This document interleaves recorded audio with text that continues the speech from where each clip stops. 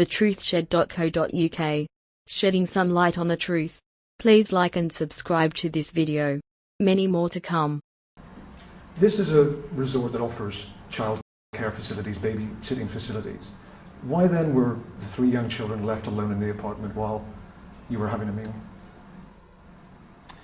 I think if you know the location here, which you've seen, what we did, I think, and we've been reassured by the fact in the thousands of messages from people who've either done exactly the same or said they would have done the same. And for us, it really wasn't very much different to having dinner in your garden and the proximity of the location. I think it's fair to say that, the guilt that we feel having not been there at that moment, irrespective of whether we had been in the other bedroom or not, will never leave us. Do you blame yourselves regularly? Certainly the first few days, I think the guilt was very difficult. But I think as time goes on, we feel stronger and we felt very supported from that point of view. Is there a lesson here, do you think, to other parents? I think that's a very difficult thing to say, because if you look at it and we try to rationalise things in our head, and ultimately what is done, and we do continually look forward, but we've tried to put it into some sort of perspective for ourselves. We're in a very safe resort. If you think about the millions and millions of British families who go to the Mediterranean each year, really the chances of this happening are in the order of 100 million to 1. I think at worst we were naive. We're very responsible parents. We love our children very much, and I don't think any parent could ever imagine or consider anything like this happening. Were you aware of the big public debate that went on in the immediate aftermath, and were you hurt by that? Yeah, naturally. No one hurts you as much as the hurt that we had, but we've tried to remain very positive in our outlook, and even small levels of criticism make that hard when you're trying to do everything in your power to get your daughter back. I know you've been very supportive of the Portuguese police investigation, but is there anything that you feel could have been done better, particularly in those crucial first 24 hours when Madeleine was missing, and perhaps it was treated as a simple missing child as opposed to an abduction? I think, we are not looking at what has been done, and I don't think it helps at this stage to look back at what could and couldn't have been done. I think it's fair to say we expected a very British style response that you would expect if you were in a big metropolitan city. But you have to put it in context that we're in a tiny resort. But that aside, the times for these lessons to be learned will be after the investigation is finished, and not now. It's an ongoing investigation which has huge resources both from Portuguese and the British. They're working very, very closely with lots of expert help, and I know there's hundreds of pieces of information continuing to come forward, and I would strongly like to emphasise we would like anyone who's been in here in the 2 weeks leading up to the abduction to come forward if they have not already done so and upload their photographs, because we want Madeleine back and people can still influence that. Looking back, did you see anything suspicious in the days leading up to her abduction? Did you notice anything? Have you been racking your brains to try to think whether people might have been watching? We didn't. If we did, we wouldn't tell you because it may be important information, but we didn't, It was such a relaxing holiday, and in fact, as a family unit, up until that night, and with the friends we were here, certainly for us, it was as good a holiday as we have had with the children, up until that point. You have to keep believing that Madeleine is still going to be found alive and well. Absolutely, and we do. Do you ever, though, allow yourself to drift towards negative thoughts? I think in the early days we did, and I think that's inevitable. I think any parent who's been through this does that, certainly in the first few days. We don't now. We're actually a lot stronger, a lot more hopeful now, and we have to be hopeful. It's what keeps us going and keeps us focused. And what about Sean and Emily? What have you said to them about their big sister? They're really good. They're at an age really where they're still quite young, and I guess it hasn't had the same impact on them as if they were a little bit older. They do talk about Madeleine, they pick up things and say madeleines, you know, and that's fine, but they're really good. I think that's, you know, something that is, many people have said to us that this is a parent's worst nightmare, and it is, it truly is, and it's as bad as you can possibly imagine. But, you know, if all 3 of the children had been taken, it could have been even worse than your worst nightmare. And we've got to be strong for them. You know, they're here. They do bring you back to earth. And we cannot, you know, grieve. One, we did grieve, of course we grieve, but ultimately we need to be in control so that we can influence and help in any way possible. Not just Sean and Amelie, but the investigation. And because of them, the day may come when you have to leave here and go back to the UK. I know you've got no plans to do so at the moment, but how do you think you're going to feel if that day comes and you have to go to the airport and fly back? I can't think about that, Ian, to be honest. I can't think about going home without Madeleine. So. I notice you've got Madeleine's cuddly toy with you as always. How did that start, and what comfort does it bring you? Where did it come from? Or? No, how did the idea come to just have it in your hands all the time?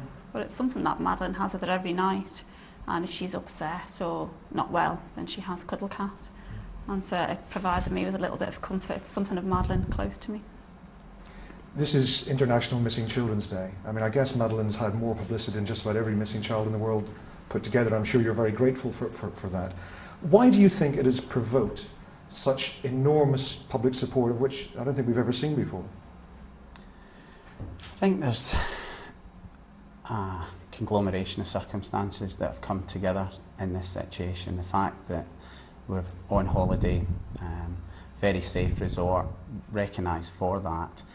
And of course, the world has changed in terms of information technology and the speed of response, you know, in terms of the media coming here and us being prepared to some extent use that to try and influence the campaign. But above all else, it's touched everyone. Everyone. You don't have to be a parent for this to have a major impact on you. And I think it's also been very, very important, and some of the things which we have done and said, which we didn't realise what impact they would have, but so many thousands of people are doing small things to help us find Madeleine, because the worst feeling was helplessness, the absolute worst, that we had no bearing on finding her. But once you start to do that, then you start to feel a bit better. And I hope we're going to look back at the end of all this and say that we have done everything in our power, but also that other people are helping in so many other ways and they feel that they are part of it. Does it worry you that people might start to lose interest as time goes on, the media coverage diminishes inevitably? For me, we know that the media coverage is not going to last a long time. It's lasted much longer, and we have been much, much more successful in driving our message out than we could ever possibly have imagined.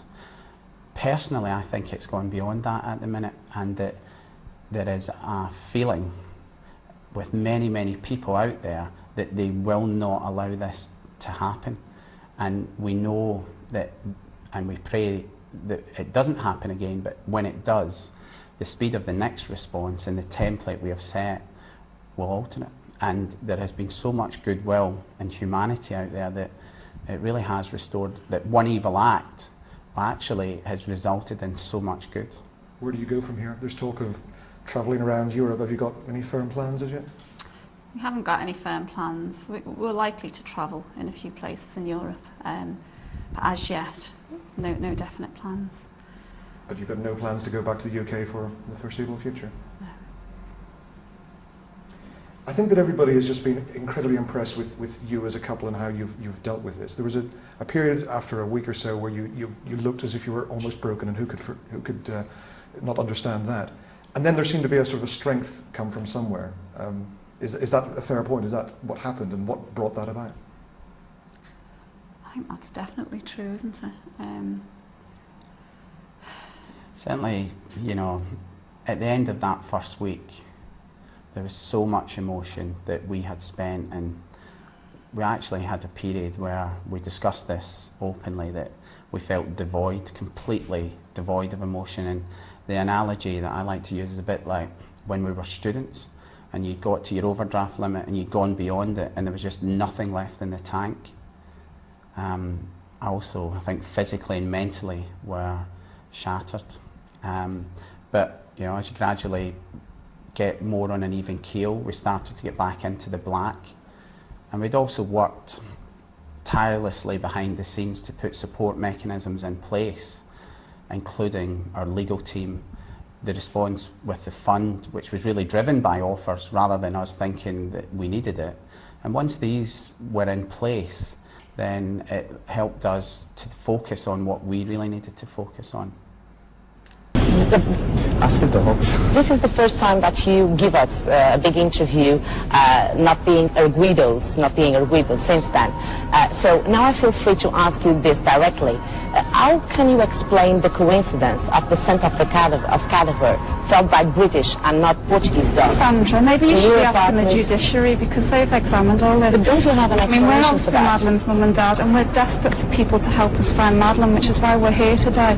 The majority of people are inherently good, and I believe the majority of people in Portugal are inherently good people, and we're asking them if they'll help us spread this message to that person or people. So you don't have any explanation for that? Ask the dogs, Sandra. Ask the dogs, no, Jerry. Now I think that I feel free to ask you. Don't you feel free to answer me? I can tell you that we've obviously looked at evidence about cadaver dogs, and they're incredibly unreliable. Unreliable? Cadaver dogs, yes. That's what the evidence shows. If they're tested scientifically.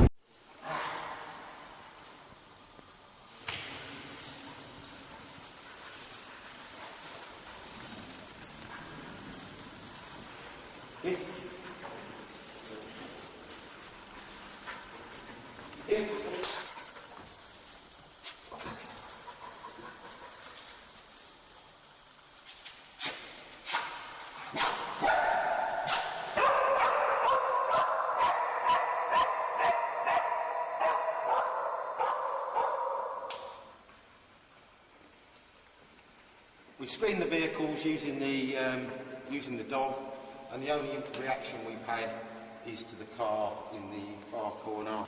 And what we have is a reaction from the dog over here, where his head's up in the air, and he's scenting the items that he's trained to find. And when we tie him down, he picks this car from this door. The important thing to realise is that he's picking the scent that's coming out through the seal of the door.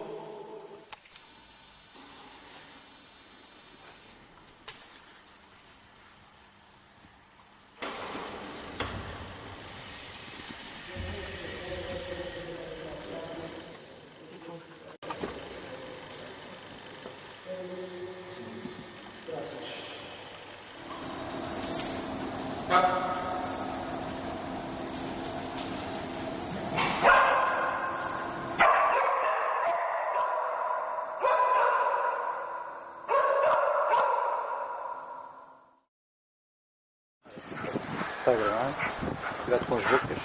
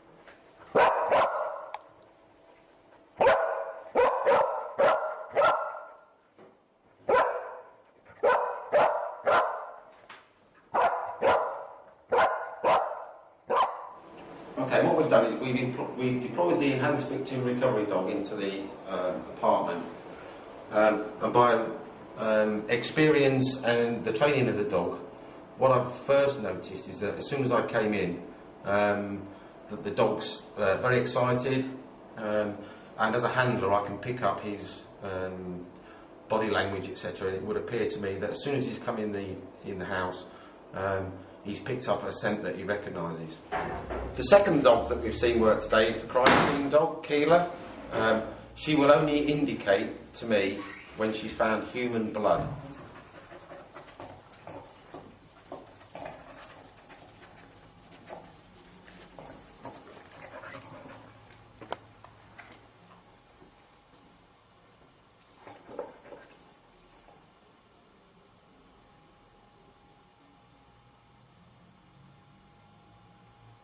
At this point over here, where the victim recovery dog was indicated, as you saw on the video, the crime scene dog was actually giving me what we call a passive indication, where she freezes in this spot here, which would indicate to me that there is some human blood there.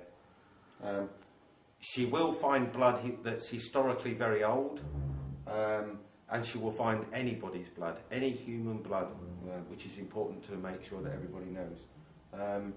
The fact that there's other scientific methods being used may stop you recovering any DNA, but if you try, we'll see what happens.